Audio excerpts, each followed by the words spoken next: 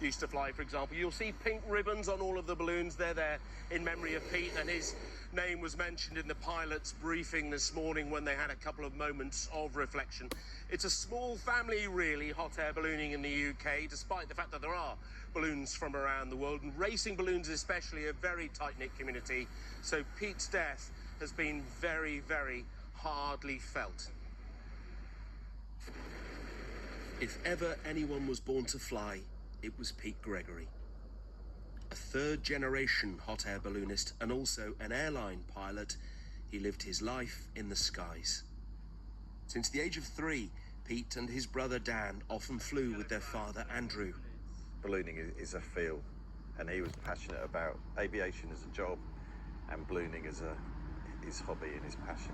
I guess you could say we were born into hot air ballooning. Pete gained his licence at the age of 17, I gained mine at 19, and we've flown in many countries around the world and been very lucky to do so. The brothers took up competitive flying.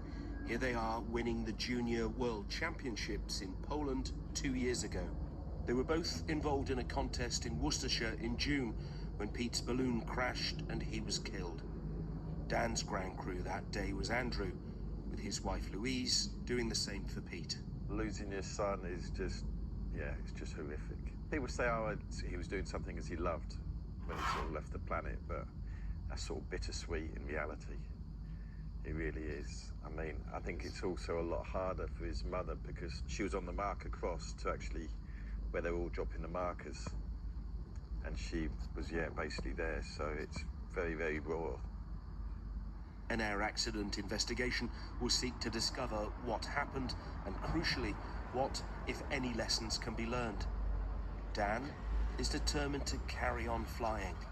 I know for a fact if I was just sat on the sofa at home and Pete would be there like knocking on my shoulder being like, why are you doing that, Dan? Like, you need to get out and compete and do the best you can, and hopefully that's what I can do for him over this summer and also the years ahead. But Andrew has reservations. Because Pete can't fly anymore, sort of, so why should I, if in a way? But I'd like to think I will get back into it, but I think it'll just be a bit longer. Hot air balloons are more than a pastime for this family. It's their profession, their passion. So in Pete's name, they've set up a trust to buy a balloon that trainee pilots will be able to use.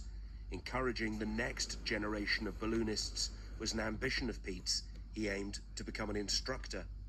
I want Pete to be there everywhere sort of I go, and I'll always be asking the question like, what will Pete be doing here, sort of thing, because that's what he'd be asking about me, I'm sure. Like, Pete was such a friendly and happy chap, and I just want people to always think about him, and what we do going forward is thinking like, Pete will be so proud of what we're doing here.